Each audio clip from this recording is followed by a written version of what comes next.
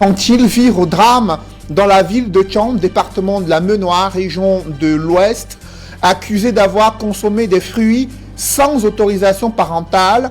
Des enfants ont été frappés à coups de machette à tel point que l'un d'entre eux a succombé à ses blessures.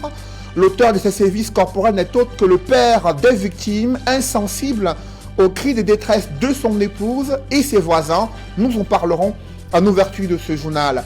À 3 jours du scrutin présidentiel au Congo-Brazzaville, des risques de violence électorale planent sur ce pays d'Afrique centrale. Des candidats multiplient les appels à la paix durant le jour du vote prévu dimanche 21 mars 2021. Écho de campagne électorale dans la page internationale du 20h.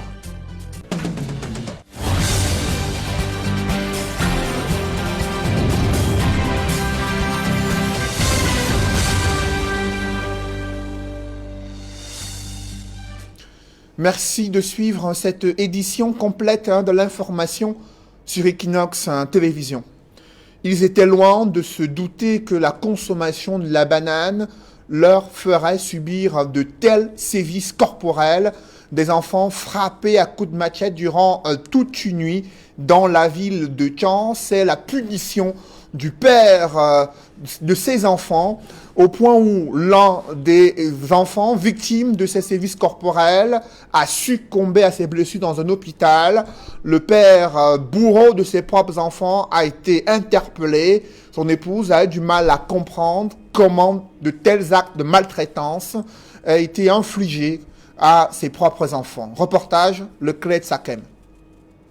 Ici repose le petit Funke Wilson. Il était élève en première année au lycée technique de Thiam. Il a subi les foudres de son papa qui, à coups de machette, l'a battu à mort et blessé grièvement 2 autres enfants qui n'ont eu la vie sauve que grâce à l'intervention médicale. Les faits remontent à la nuit du dimanche 14 mars dernier. Nous sommes à Meka, un village du groupement Fureketchon. Monsieur Tapanzou retourne chez lui au cœur de la nuit et fait un constat. Mon mari est rentré à 1h du matin. Il est parti regarder son piège de souris. Arrivé là où il y avait son piège de souris était posé, il a constaté qu'il y avait le pot de banane là-bas. Il m'a demandé celui qui a mis ses pots de banane. J'ai dit que je ne savais pas celui qui a mis ses pots de banane. Il a alors dit, dans ce cas, il va réveiller tous les enfants, comme ça les enfants vont lui dire celui qui a mis ses pots de banane. J'ai dit, il faut attendre le matin. Il m'a dit non, il ne peut pas attendre le matin. Il est alors allé réveiller tous les enfants. Il a demandé aux enfants, les enfants ont dit qu'ils ne connaissent pas celui qui a mis. Il a dit alors que si vous ne me dites pas, je vais vous bastonner comme ça se doit ici à la maison, vous allez me dire.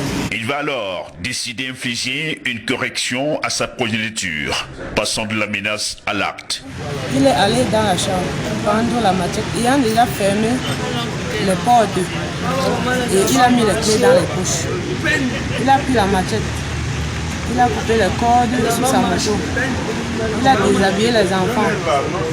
Il a déshabillé les 4 enfants. Il les a attachés les mains et les pieds. Il a commencé à les fouetter.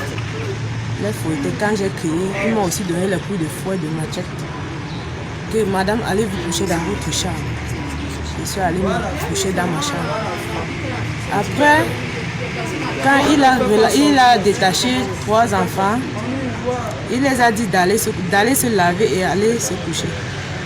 Les 3 enfants se sont lavés et il y avait encore, celui qui est mort là est resté encore attaché. Même l'intervention du chef de quartier et autres ne lui feront pas battre en brèche. Le jeune Wilson rendra l'âme par derrière au moment où les 2 autres ont été conduits d'urgence dans un hôpital de la place pour des soins. Comme il avait déjà arrêté de fouetter les enfants, il est parti se coucher.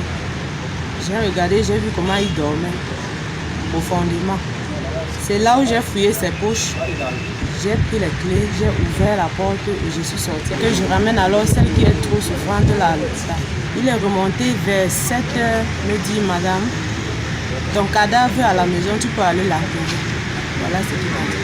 L'une des rescapées sur son lit d'hôpital est traumatisée par les faits. Il nous a réveillés. Il nous a dit qui a nous lancé le pot de banane. On a dit que ce n'est pas nous. On a dit qu'il nous a donné une minute. Pourquoi on réfléchit? Après une minute, il a dit que bon, comme on n'a pas dit à personne qui a menti, qu'on va taper tout le monde. Le bourreau va fondre dans la nature après son forfait pour se réfugier en Motengene dans le sud-ouest Cameroun, d'où il sera rattrapé par les éléments de la brigade territoriale. Il passera aux aveux complets. Était en train de voler et depuis que je suis né, moi je ne vole pas. J'ai voulu redresser comme mon propre papa m'a redressé. Je l'ai aussi attaché comme on m'a attaché pour me taper. Subitement là, il s'est décédé. Dans le village, nous sommes là où un père a froidement assassiné son fils de 11 ans. Quelques heures après, son épouse reçoit l'appel de son patron lui faisant état de ce que si son mari part en prison, elle va rester souffrir. C'est cette intuition que nous avons eue en alerte de poste gendarmerie de Motengene pour qu'il puisse l'interpeller et qu'il vienne répondre de cela. En attendant de boucler les enquêtes, il reste entre les mains des forces de sécurité et sera transféré dans les jours qui suivent devant les autorités compétentes. Une bien triste page pour cette famille qui ne se remettra pas aussitôt de ses blessures. Le monde est formidable. Vivons seulement. Cela fait plusieurs jours que des élèves ont du mal à suivre des cours au collège polyvalent Susanna situé à Brazzaville dans le 3e arrondissement de Douala.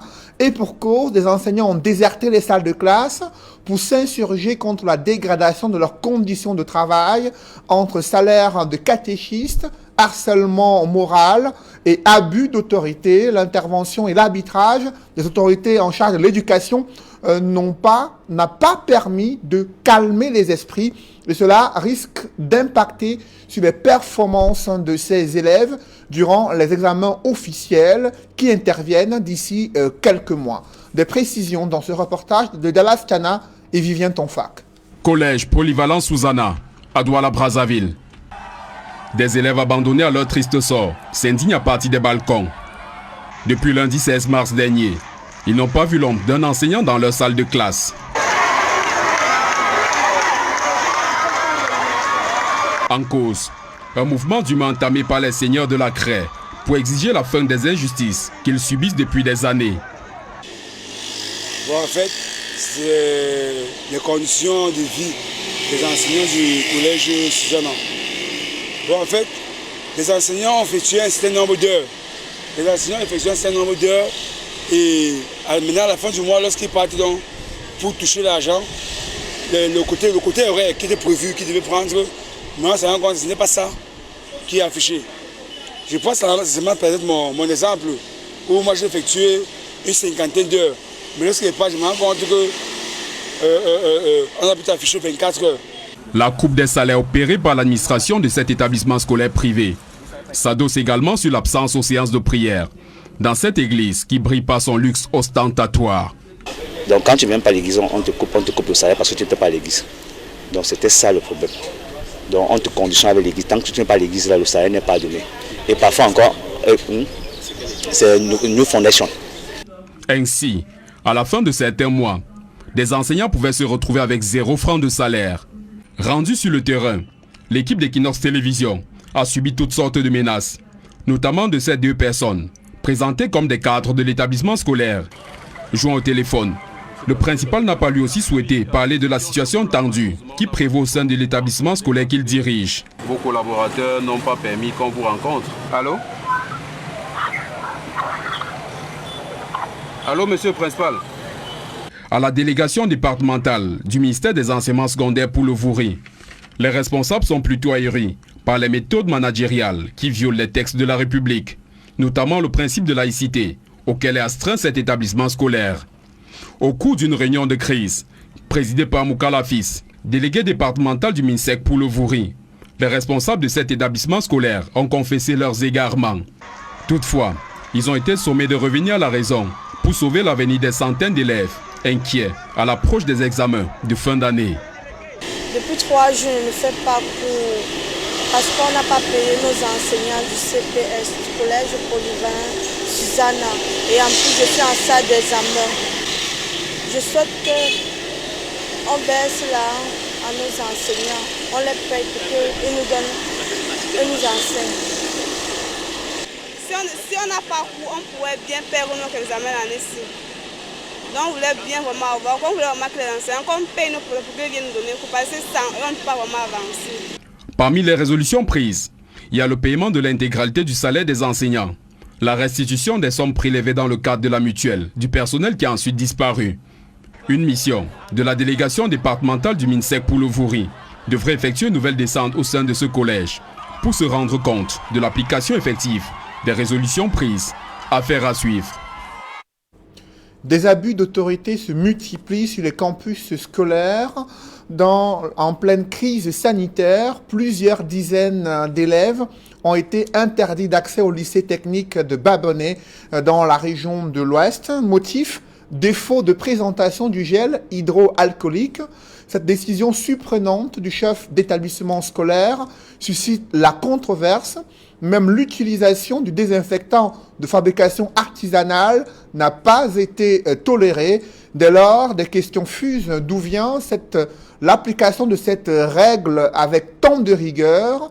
Le ministère des Enseignements secondaires a-t-il validé cette mesure dans le protocole sanitaire à prendre pour barrer la voie à la pandémie de coronavirus en plein milieu scolaire? C'est une enquête signée Andy Gagnou, Innocent Abega et Jean-Paul Chouniat. Des élèves de classe terminale errant comme des âmes en peine dans la rue, aux heures de cours. Loin d'être en flagrant délit de pratique d'école buissonnière, ils viennent d'être expulsés de l'enceinte du lycée technique de Babonnet, un établissement scolaire du département du Honkam. Nous sommes en rue ce matin puisque nous ont chassés pour problème du gel alcoolique puis ce cache-nez. Bon, il est vrai que nombreux d'entre nous sont en route puisqu'on n'était pas au courant de cela. Raison pour laquelle presque tout le lycée est dehors. Madame le proviseur leur reproche de ne pas utiliser des gels hydroalcooliques sortis tout droit de la pharmacie dans le cadre de la prévention contre la Covid-19 qui sévit dans le département. On nous oblige à acheter ce qui sort là-bas. Voilà pas. Voilà encore l'autre. On achète d'abord ces slaves, je pense là. On refuse. Maintenant on nous confine, on reste à la maison. Parce que c'est pas pourquoi on nous tourne comme ça. Il y a des kits pour laver les mains, des savons et tout ça. Et vraiment cela est respecté.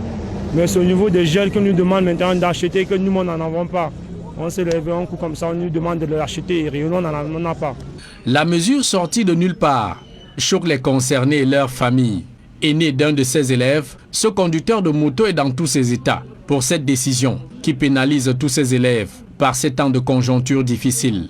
Elle pense que l'argent est facile. On dit avec elle dit que ce n'est pas ça. Elle veut quoi alors? C'est tout le monde qui a l'argent pour parler. Ceux qui peuvent fabriquer, eux fabriquent bien avec, elle dit que c'est l'eau comment. Il y a payé la moto 500 aujourd'hui comme ça pour partir à l'école, aller, retour. Pour chercher les deux gels là, on me dit que c'est pas valide. Ne figurant nulle part sur la batterie des mesures barrières réactivées par le gouvernement pour contenir la nouvelle vague de contamination au coronavirus au Cameroun, nous fonçons au lycée technique de Babonnet. À peine nous nous présentons au provisorat, Dame Onomolep Sylvie Isabelle, qui visiblement nous attendait de pied ferme, sort de ses gonds pour nous dire comment et où notre travail aurait dû commencer. Vous devez d'abord commencer ici, par un reportage sur Babonnet, sans mon avis. C'est ça que je dis. Babonnet? Lycée technique de Babonnet. Nous voici au lycée. Vous avez commencé, je dis que passer même une image. Je laisse faire aussi ce que je peux faire. C'est ça que je dis. Ne voulant rien entendre sur notre démarche professionnelle, la patronne des lieux nous envoie balader très loin de son lycée. Je suis comme ça à la source pour demander ce qui ne va pas. Vous avez commencé depuis. Et vous prenez d'abord la vie avant de faire. Quand le reportage était de Babonnet, c'est ça que je dis. Refouler des lieux comme des malpropres. Direction la délégation départementale des enseignements secondaires. Ici, monsieur le délégué sursaute de son siège. Sur cette instruction de Madame Onomolep a imposé les gels pharmaceutiques aux élèves du lycée technique de Babonnet. Il n'y a aucune mesure, n'est-ce pas, qui interdit, qui prescrit l'utilisation des gels dans les salles de classe. La mesure que Madame le ministre avait prescrit, c'était qu'il devait avoir des gels dans les salles des professeurs et dans les bureaux. Mais au niveau des élèves, c'est le lavage systématique des mains avant l'entrée dans les salles de classe, le port systématique des masques. Pour quel petit calcul aux intérêts cachés, Madame le proviseur impose ses gels préférés aux élèves du lycée technique de Babonnet. Seule une intervention du ministre Pauline Alo-Valionga permettra de voir clair sur cette affaire. Mais entre-temps, des élèves des classes d'examen sont dans la rue en plein deuxième trimestre pour une histoire sans tête ni queue. Parlons de cette crise sanitaire. Les nombres de cas de Covid-19 ne cessent d'exploser dans l'arrière-pays. Déjà, 4 personnes décédées des suites de Covid-19, parmi lesquelles un personnel de santé dans la ville de Konsamba, notamment l'hôpital régional de Konsamba, là où autorités sanitaires ont multiplié les descentes sur le terrain afin d'attirer l'attention des populations sur la nécessité de respecter les mesures barrières et surtout de se faire dépister en cas d'apparition des premiers symptômes. Des précisions dans ce reportage de Cyril Djemba et Julienne Berthe-Bissaille. Dans la cour de l'hôpital régional de Konsamba, des personnels de santé observent une minute de silence en la mémoire de leurs collègues décédés après avoir contracté la maladie à coronavirus. Comme ce médecin, 3 personnes ont aussi perdu la vie sur les 200 patients testés positifs dans cette partie du pays. Une montée fulgurante des chiffres qui a contraint le délégué régional de la santé pour le littoral à y effectuer une descente mano militari. Sur place, le docteur Mambo Maka Albert réitère l'importance du respect des gestes barrières pour se mettre à l'abri de ce tueur silencieux. Également en visite à l'hôpital de district de Konsamba, le délégué régional de la santé constate avec regret le manque de personnel et d'un centre de prise en charge des patients atteints de Covid-19. Des doléances qu'énumère ici la direction de l'hôpital. Nous n'avons pas encore un centre de prise en charge digne de son nom, mais nous avons un centre d'isolement qui permet de garder les personnes avec les symptômes modérés, qu'on met sous traitement dans la formation sanitaire. Et cet espace est un peu petit parce que c'est souvent rempli à 75-100% chaque jour, ce qui nécessite vraiment, comme nous avons dit au monsieur le délégué, nous voulons notre centre de prise en charge, au moins se prendre les cas légers, les cas modérés. Avec plus de 2500 cas positifs enregistrés au Cameroun, le délégué régional de la santé pour le littoral appelle les Camerounais à se préserver en respectant les mesures barrières. La capitale régionale du Sud est elle aussi confrontée à un regain de contamination au Covid-19. En l'espace d'une semaine, près d'une centaine de cas ont été enregistrés. C'est la conséquence du relâchement dans le respect des mesures barrières. C'est le constat que font nos reporters Roger Takala et Nadine Yambou.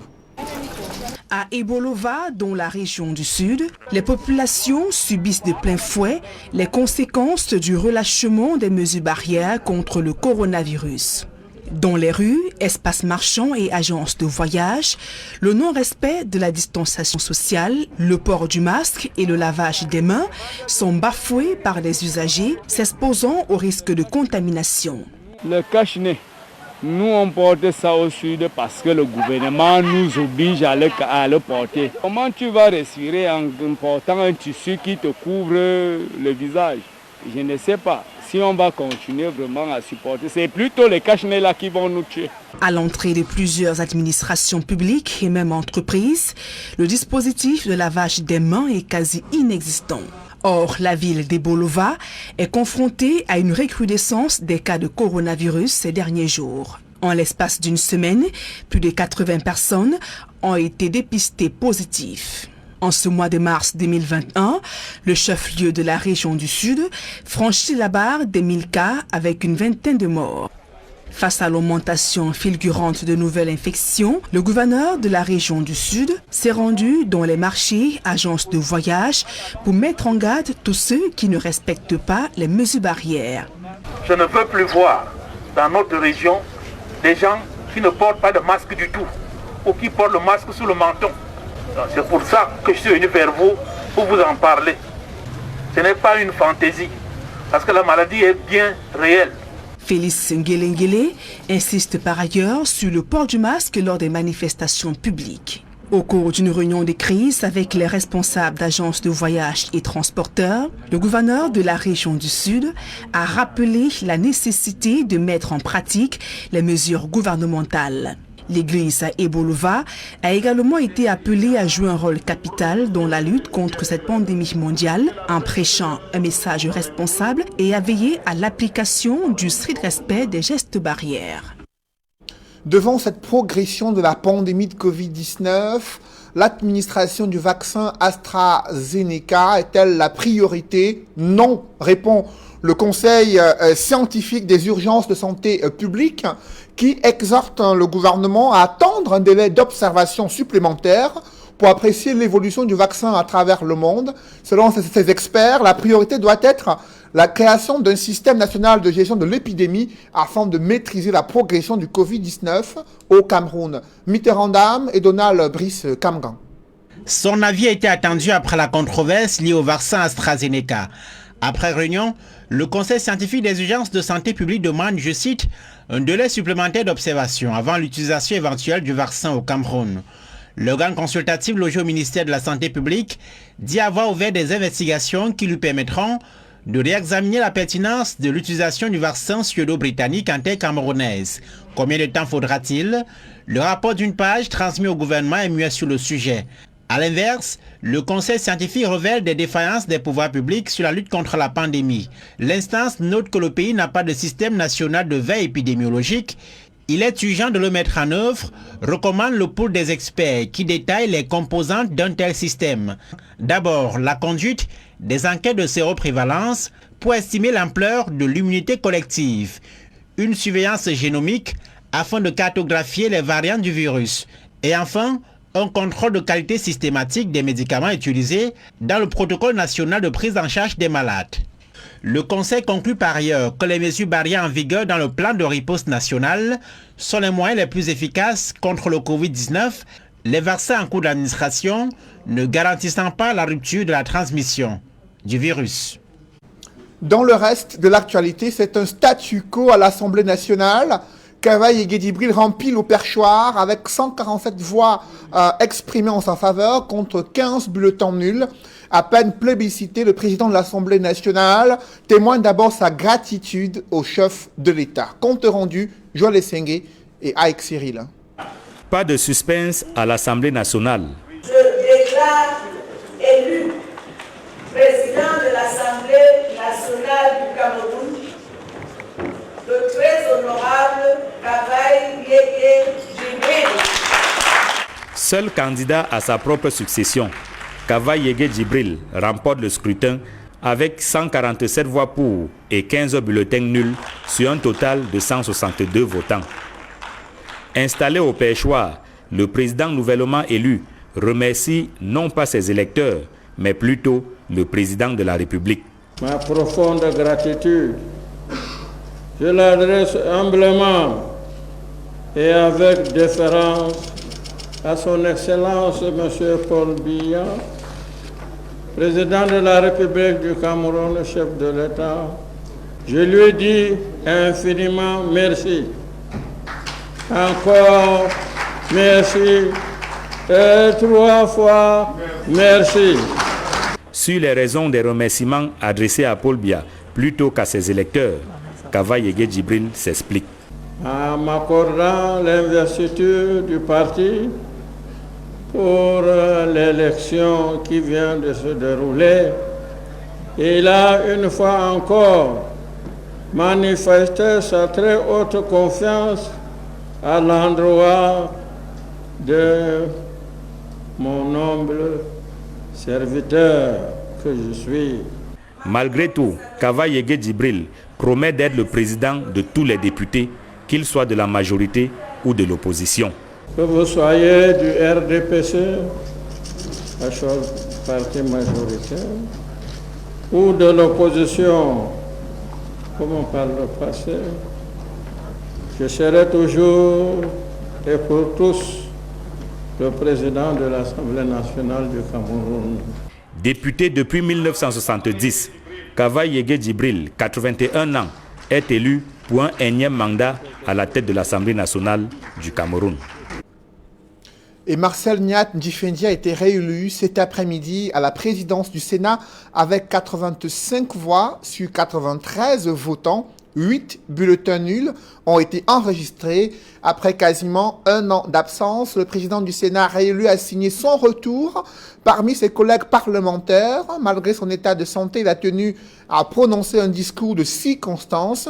Niat Marcel Ndjifendi a remercié le président national du RDPC et ses camarades du parti pour la confiance renouvelée en sa personne, il a pris l'engagement de se montrer digne de cette confiance. Dans la foulée, Aboubakari Abdoulaye a lui aussi été réélu vice-président du Sénat, cette fois-ci avec 92 voix sur 93 votants. C'est un score bien meilleur que celui du président du Sénat. L'ensemble du bureau sortant a été reconduit pour présider aux destinées de la Chambre haute du Parlement durant cette année législative. Dans l'escale internationale, nous sommes à 3 jours de l'élection présidentielle au Congo-Brazzaville. Des inquiétudes planent sur des risques de violence électorale. Dès lors, le candidat du parti au pouvoir, Denis Sassou Nguesso, multiplie les appels à la paix durant le jour du vote. Il a fait savoir aux populations à Djambala comment le gouvernement compte se déployer pour veiller à un déroulement du scrutin dans la paix et la quiétude. Compte rendu avec nos envoyés spéciaux Carlos Minoué et Guy Zogo. Alors que la campagne électorale pour l'élection présidentielle en République du Congo touche à sa fin, l'avant-dernier meeting du candidat Denis Sassou Nguesso à Djambala, dans le département des Plateaux, dans le nord-est du pays, lui a offert l'occasion d'insister avec emphase sur la paix. Pour le candidat du Parti congolais du travail PCT, cette attente est formulée par l'ensemble des populations congolaises. Il faut que nous consolidions la paix dans notre pays pour qu'il nous soit possible ensemble de poursuivre la marche vers le développement. La paix et la paix toujours. Mais l'insistance du président sortant congolais se fonde certainement sur la connaissance qu'il a des réalités de son pays où les épisodes violents ont souvent émaillé son histoire. L'assassinat du président Marian Ngouabi en 1977, la guerre civile en 1997 et la guerre dans le Poul en 2017 en sont des illustrations parfaites. Loin de ce que ce tumulte se reproduise, Denis Sassou Nguesso fait le pari d'un scrutin qui se déroule sans encombre. Le 21, tous, nous allons organiser le scrutin présidentiel dans l'ordre et la paix. Nous attendrons les verdicts, toujours dans l'ordre et la paix. Il nous faut la paix toujours. D'ici là, il aura tenu son dernier meeting de campagne à Brazzaville, 2 jours avant le scrutin du 21 mars.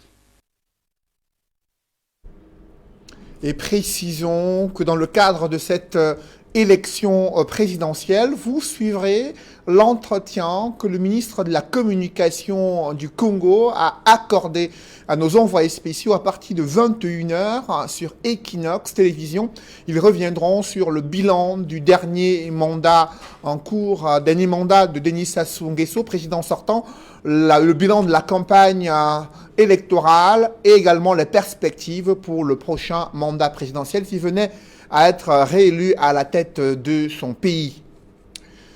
Parlons à présent de cette initiative du groupe Kadji qui consiste à se rapprocher des populations et à les soutenir, notamment les populations vulnérables dans les régions du nord-ouest et du sud-ouest, régions en proie à un conflit armé depuis quelques années, considérant que les Camerounais et le groupe Kadji sont un patrimoine commun. Ce groupe multiplie les initiatives auprès des populations afin de leur apporter le réconfort et une assistance humanitaire. Reportage.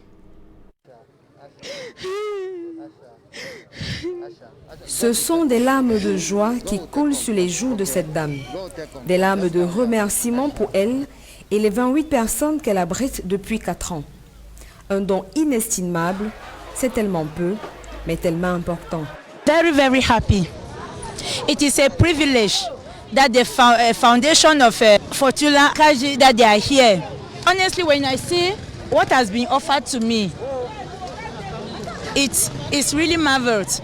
I have been here for the past 2 or 3 years and I live with about 28 people in the house. This has never happened. This is something unique and I say, may God bless you people. May God replenish your sources. De l'huile, du savon, du riz, de la farine, des bassines et des épices, entre autres, sont là les denrées de première nécessité qui viennent alléger la peine de ces familles en difficulté. Elles sont au total 135 familles qui ont reçu chacune ce don de l'Union camerounaise de brasserie et la fondation Fouatoula Kajide Fosso en partenariat avec le réseau de lutte contre la faim au Cameroun, Reloufa, dans le cadre de la campagne de solidarité lancée depuis le début de l'année 2021. Le déploiement de cette campagne a commencé dans la ville de Tchang, où nos frères et sœurs ressortissants du nord-ouest et sud-ouest, résidant dans la ville, ont été comblés. What I've discovered today has been so interesting. So many groups have come with food to distribute, but the impression I want to have here first is the organization. For the 4 years that I've been here, this is the food that I'm taking as an IDP. We have been seeing food, but we don't have it. But your organization has been so wonderful. The inspiration that we want to give to God is that what Kaji and his partners are doing to us today, we want to believe that it is unformidable, because when God has blessed them and they have come to bless us like this, I think it's so wonderful. And the word that we want to say is that Kaji should understand that he is dealing with people, and the prayer of people are saying that the sky should be the limit. As the sky should be a limit, you continue to cater for the people that you are doing. Pour la réussite de cette opération, le Reloufa, partenaire terrain pour cette initiative, nous donne ici son niveau de satisfaction de cette première étape. I am very satisfied with what I just witnessed here in Tchang, because the Kaji Foundation and Reloufa came together to give assistance to internally displaced persons who are living in Tchang, coming from the northwest and the southwest regions. From the testimony of the displaced person, they have shown their satisfaction through words and the emotions that I've seen. We identified actually 135 families. So these 135 families are representing almost like 7,000 people, because there are families with at least maybe 7 people in the house, 8 people. Après les populations de la zone du nord-ouest dans la ville de Tchang, la caravane de solidarité du groupe Kaji, menée par les responsables du groupe et la fondation Fouatoula Kajide Fosso, s'est arrêtée dans l'arrondissement de Fiko à Souza pour apporter la même chaleur aux populations en difficulté et aux déplacés internes de cette région. Que la fondation vient témoigner son élan de cœur vis-à-vis de nos frères et sœurs. Ce que la Fondation Kaji a fait aujourd'hui mérite d'être salué, appuyé, encouragé, car ce n'est pas tous les jours que nous voyons de tels actes vis-à-vis de personnes qui en ont besoin. Je voudrais donc remercier très sincèrement cette fondation qui a donné de la joie ou bien du sourire à nos populations ici à la commune de Bonalé à ce jour, et qui va continuer en densifiant cette solidarité vis-à-vis d'autres personnes. Un geste très important pour eux, et c'est avec le cœur plein de joie que les populations ont dit 1000 fois merci à la Fondation et au groupe Kaji. About these goods of today, never in my life, I've never experienced this before. This is my first time, so I'm very glad. I don't know how to say thank you to these people who are giving us, who are really helping us to do one or two things.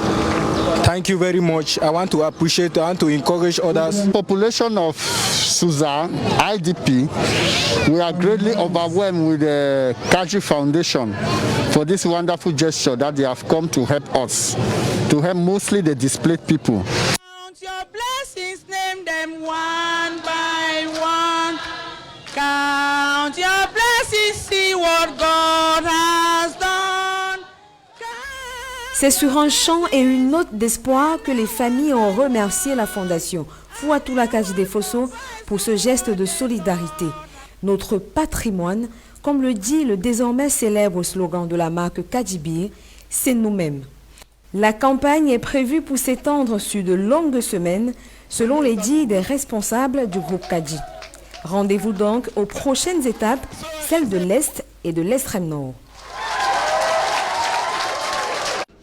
Mesdames, Messieurs, c'est la fin de ce journal. Merci de l'avoir suivi. Juste après cette édition de 20h, Retrouvez Serge Alain Autou et ses invités pour le débrief du journal sur le plateau d'Equinox Soir.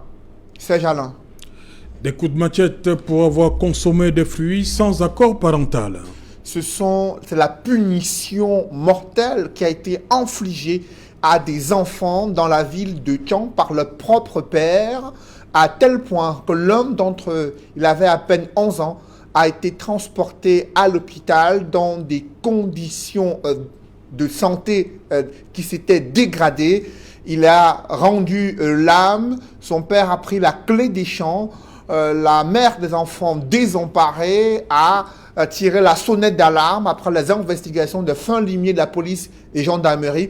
Il a été interpellé et passé aux aveux complets. Tout le monde s'interroge sur les raisons de cette punition lourde infligée à ses propres enfants pour avoir consommé de simples fruits et avoir léché les épluchures sur le sol. Interdit d'accès dans un campus scolaire pour défaut de présentation d'un gel hydroalcoolique. C'est une décision surprenante du proviseur du lycée technique de Babonnet dans le Oncam.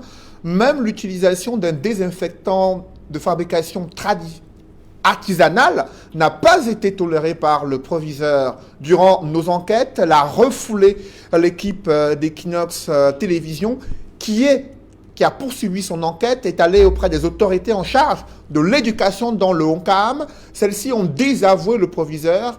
Il n'existe aucune disposition légale qui somme les élèves de présenter le gel hydroalcoolique avant d'accéder aux classes. Ils doivent laver les mains avec du savon. De l'eau coulante doit être disponible sur les campus scolaires publics. La seule exigence, c'est le port du masque, a précisé le délégué départemental des enseignements secondaires du Oncam. C'est Jala. Voilà, madame, monsieur, c'est donc l'essentiel qui nous soit en deuxième partie. Bonne soirée à vous, Cédric. Je vous souhaite une bonne soirée, c'est Jala. Bon week-end à vous également. Et un agréable week-end à vous aussi. Rendez-vous lundi. 20h. Dans un instant, madame, monsieur, la suite. Equinox.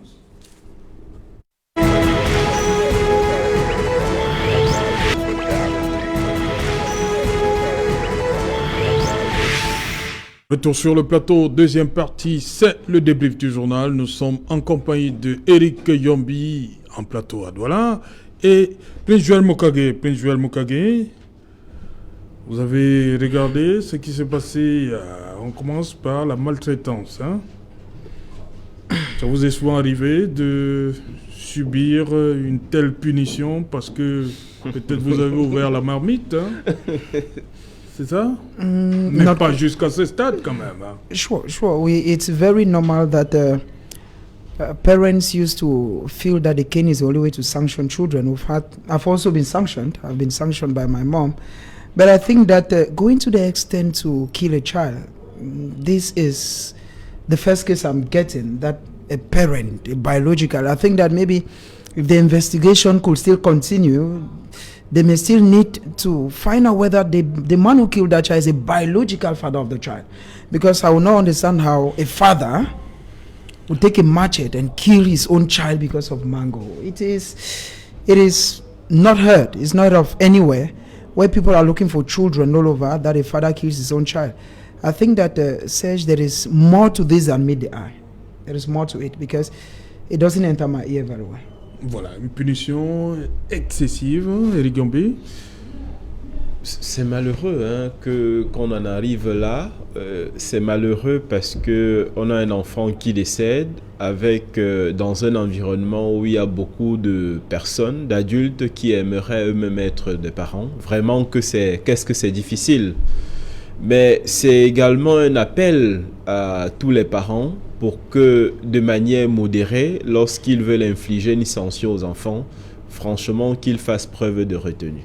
Parce qu'aujourd'hui, les faits sont là. Il ne peut plus avoir son fils, son enfant, malheureusement. Donc, nous invitons les parents à être modérés. Sanctionner, oui, mais vraiment de manière suffisamment douce, de manière sage. René Itamouna, vous avez regardé également cet élément qui nous vient du département du Oncam, je crois bien.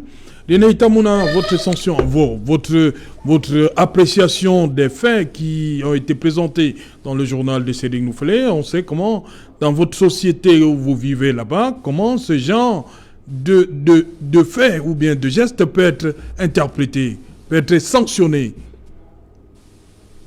Si ça avait été là-bas aux États-Unis.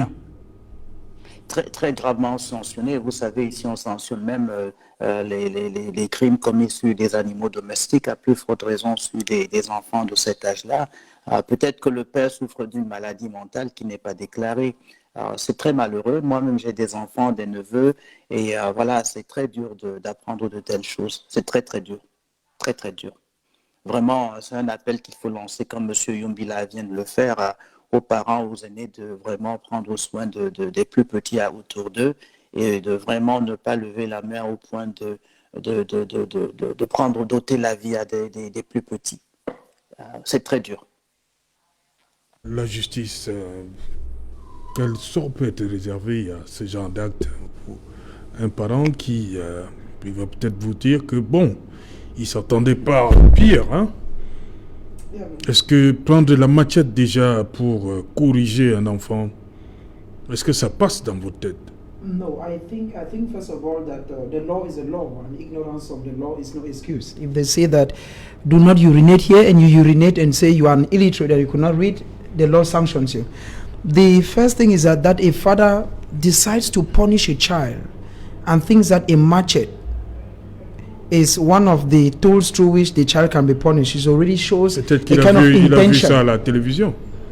A father, how can we are talking about not a child? If it were a child who killed a father, would have said, okay, the child may have been influenced, because there's what we normally call in journalism the cultural theory, where people tend to react based on what they see on TV. But this is a mature man. It's not a child. Now, if it were a child, it's a different case. I think that, Serge, from the report I got, apparently the father is on his heels. But now, he cannot actually run too far, because the law needs to take its course. You've killed a child. And in the law, they will no longer look at it that it's your child. You have killed a Cameroonian. And the law will be sanctioning you for murder, not the fact that you've killed a child. So, and I think that this should go like an eye-opener, just like Eric was saying. It should act as an eye-opener to most parents. At times, you do not actually punish a child with a cane. There are so many ways of punishing a child. And there are so many ways of rewarding a child. There are parents who tell their children, if you pass your GCA level or O level, I'll buy you a phone. And the child wants to pass that exam because you buy that child a phone. And there are children you tell them, if you do not, for parents who are rich, they will tell the child, for instance, if you do this, I will not give you allowance I used to give you weekly. The child is bound not to do that. And for some poor children come from poor homes, their parents will say, okay, if you do this, you will not eat your food. So the child is bound to follow these measures. I think that in 2021, we should not still be believing that the cane is a way out, is a way of sanctioning parents, until the extent that you use a machete and kill your own child. Ok, ces cas de maltraitance sont rectifiés, hein, a plutôt lieu dans la ville de Tchang. On va donc aller dans le département du Onkam, où vous avez vu les élèves du lycée technique de Babonnet qui sont interdits, hein, comme disait Jean-Paul Chouniat, pour défaut de présentation de gel hydroalcoolique. C'est surréaliste, là. Oui, c'est... Vous savez, dans le monde de l'éducation, il y a beaucoup d'aventuriers.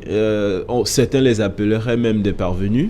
Mais aujourd'hui, l'école est totalement gangrénée par des personnes qui n'ont pas la méthode ou alors les compétences. À partir du moment où nous avons un délégué départemental qui n'est pas dans la même logique que ce qui est appliqué par un chef d'établissement, vous-même vous constatez qu'il y a un problème.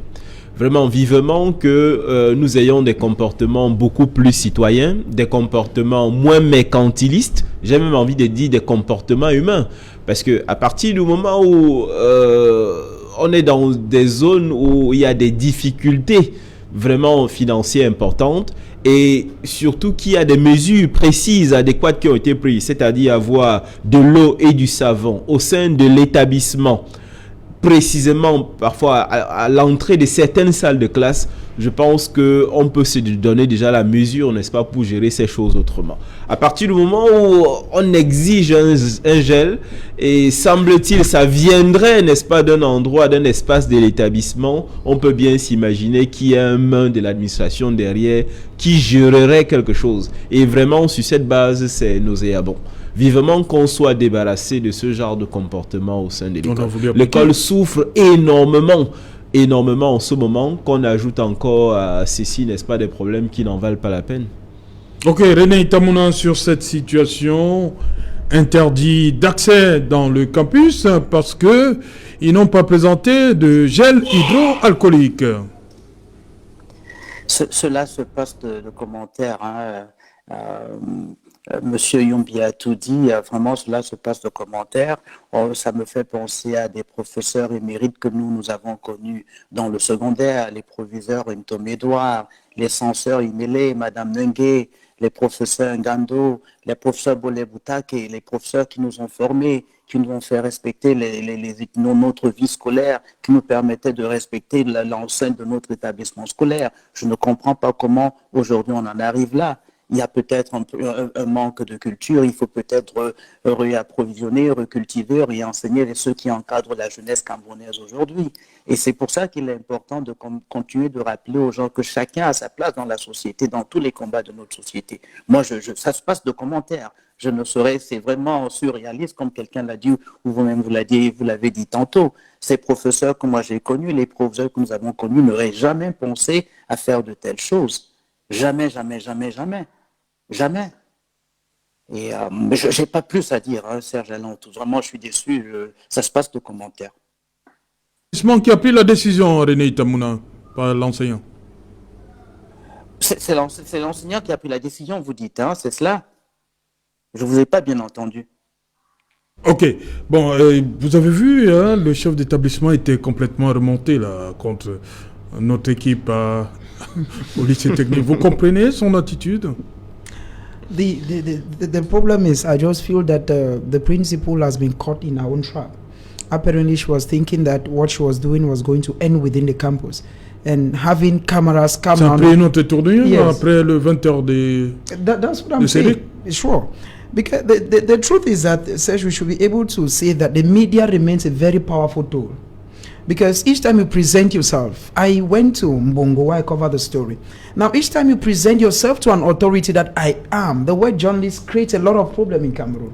Okay, even though Cameroonians are still to understand the mind of what they call the fourth estate. So I think that the principal could not react. First of all, because how do you explain that you oblige students to bring hand sanitizers? It's not an obligation. I believe that when this thing started, there are ways, like he was saying. If you wash your hands with water and soap, it's already. Now, if nous sommes en zone rurale en plus, comme disait Eric. Yes, because ça veut dire quand même que le pouvoir d'achat obliger les élèves à. That is the issue, c'est compliqué. Because even in town, even some of us who are even mature, how many people move with hand sanitizers? Now, imagine a child coming back home, that you're the parent, for instance, to tell you that I've been driven for a hand sanitizer. You have paid the child's fees, the child has all the textbooks, and he is on record. But how does the child come back? I just believe that there is a business that the principal is doing with it. Maybe she had contacted some people or wanted to come, because these situations happen every day.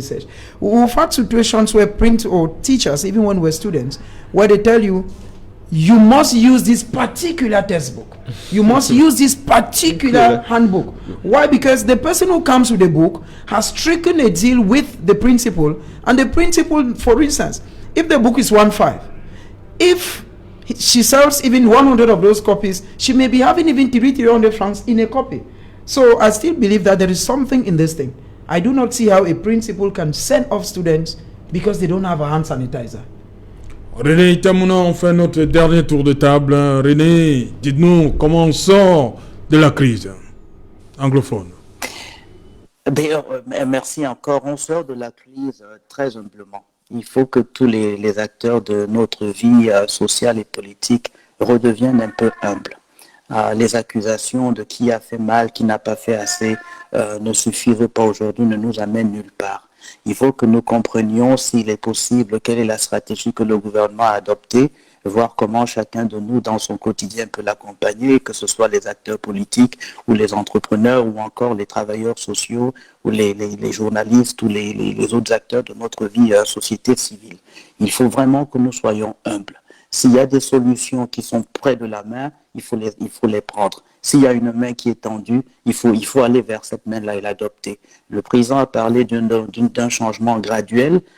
Cela ne veut pas dire, j'allais répondre tantôt à M. Mukwege, cela ne veut pas dire que toute la panoplie de solutions qu'il a peut-être adoptées jusqu'aujourd'hui ont complètement marché. J'imagine que le président et son équipe sont en train d'imaginer des solutions additionnelles, de même que les amis de l'extérieur vont apporter leurs propositions.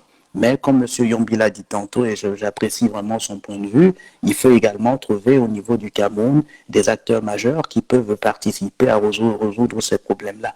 Nous sommes, je pense, dans la plupart d'entre nous qui vivons à l'étranger, les Camerounais de la diaspora, disponibles aussi pour travailler à la résolution de cette crise. Vous savez, nous, aux USA, nous avons quelques-uns de ces acteurs-là ici. L'environnement social camerounais aux États-Unis a été pourri. Les Camerounais ne se fréquentent plus comme avant. Il est maintenant clair la distinction entre francophones et anglophones, ceux qui sont pro, ceux qui sont contre, alors que nous n'avions pas cette distinction-là il y a encore quelques années. Je pense que, humblement, toutes les solutions doivent être posées sur la table. S'il faut avoir un autre dialogue, une autre forme de conversation pour résoudre cette crise-là, il faudrait peut-être l'avoir, je le dis à titre personnel. S'il faut se demander pardon et continuer, s'il faut faire une commission de réconciliation, en plus de ce que le gouvernement propose jusqu'à présent, il faudrait peut-être le faire. S'il faut écouter les amis de l'extérieur, si leurs voix vont être acceptées de part et d'autre des acteurs de cette crise, il faut le faire. Il faut simplement et humblement accepter les solutions qui nous sont proposées, essayer tout ce que nous pouvons essayer. La besace du gouvernement ne nous est pas connue. Je pense qu'il y a une panoplie d'outils là-dedans. On ne sait pas lesquels ils utilisent, on ne sait pas lesquels n'ont pas marché, lesquels ils vont utiliser demain. Et puis, il y a la stratégie de la protection de l'intégrité nationale de notre pays qui ne va pas être débattue ici ou ailleurs. Mais je pense que humblement, Camerounais, Camerounaises, allons vers la paix.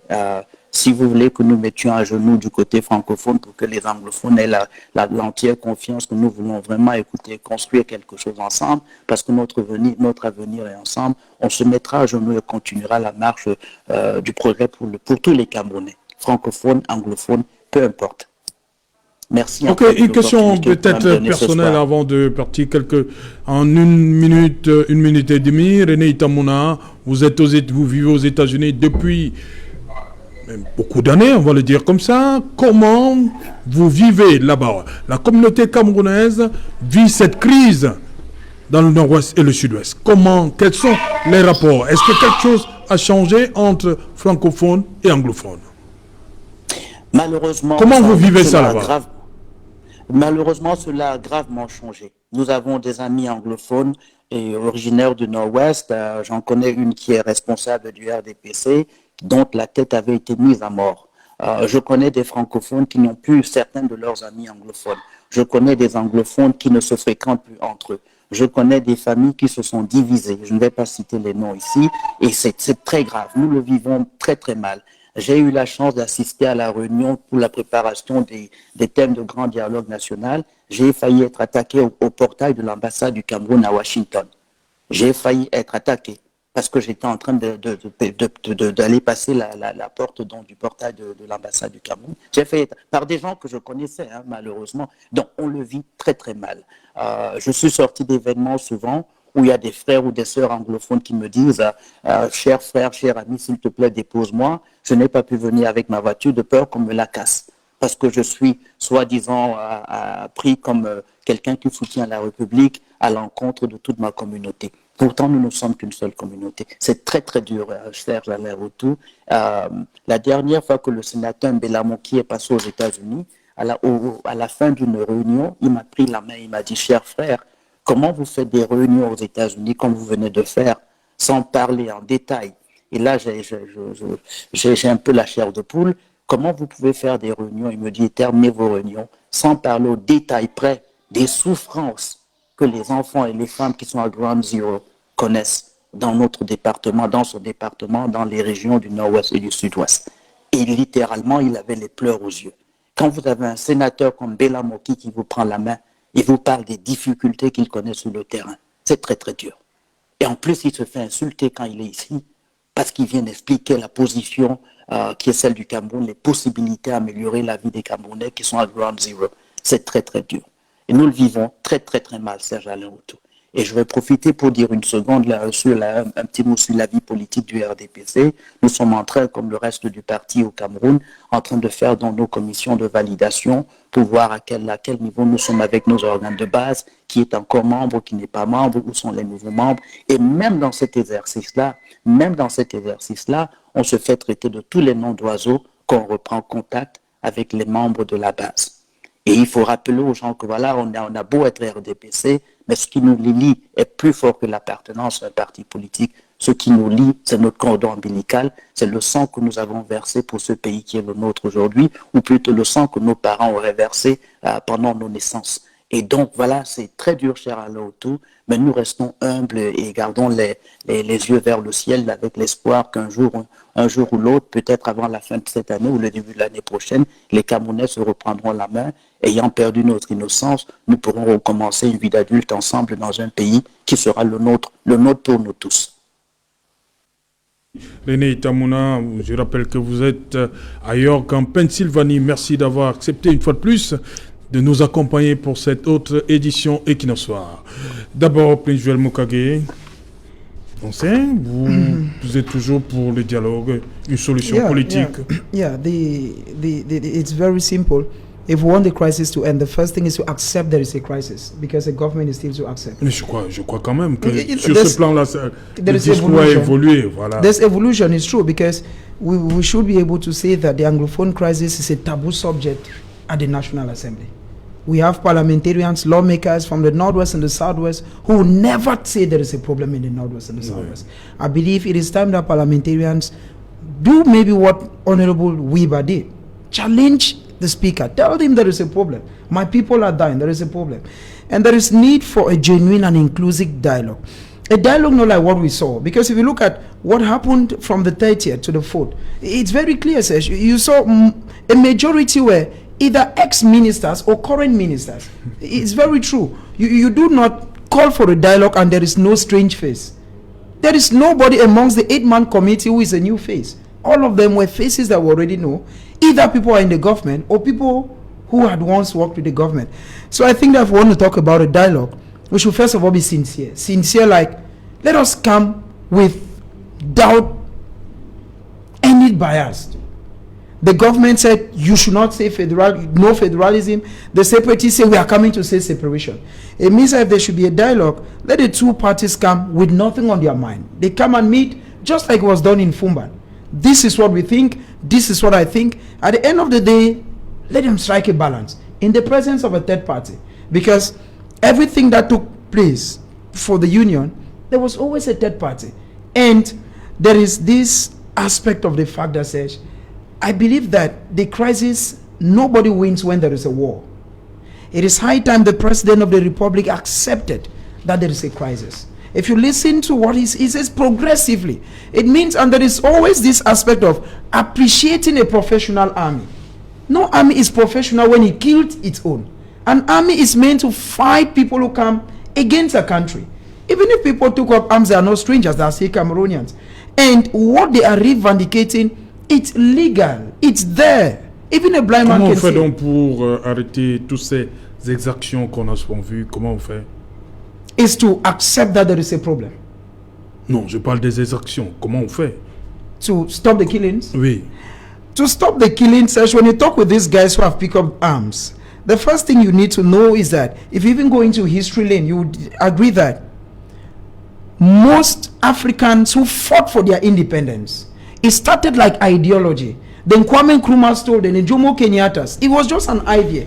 And then progressively, people took up arms. That is where we are today. Okay. It means that to tell these guys, first of all, to drop their arms will not be that easy. That is why I've said, look at even those who have dropped arms. If you listen to people like General Nambe who are dropped, listen to them. They attack government ministers and say they were deceived. Ok, Eric Bidon, on ne cessera jamais de demander comment on fait pour sortir de cette crise. Je crois que tout a déjà été dit. Peut-être il faudrait amplifier sur le fait que en ce moment, il faut des symboles. C'est-à-dire qu'au-delà du dialogue, il faut des symboles. Et les symboles ne doivent pas être donnés seulement par le chef de l'État qui représente le Cameroun, mais également par ceux qu'on appelle séparatistes. Je vais donner une piste. Vous savez par exemple que le chef de l'État a été fait ce qu'on appelle dans ces régions Fun of Funds. Fun of Funds, oui. Le chef des chefs. Le chef des chefs. À partir du moment où il a ce titre et cette lourde responsabilité, sur le plan culturel, traditionnel et mystique, il a toute la capacité, la latitude évidemment de donner des orientations. Ok. Merci. Merci Eric Yombi. C'est moi qui vous remercie. Voilà. Merci à vous, Prince Joel Mukage. It's a privilege being the SESH. I always greet my second family in Susa, the divisional officer, the CB of Nkapa, and the mayor d'Arajoso, Mpoko NS. Ah, ok. Merci également. Une fois de plus, dire merci à René Itamuna pour sa contribution à ce programme. Merci. Madame, Monsieur, on se retrouve demain lorsqu'il sera 19h pour la dernière de la semaine. Bonsoir, Souza.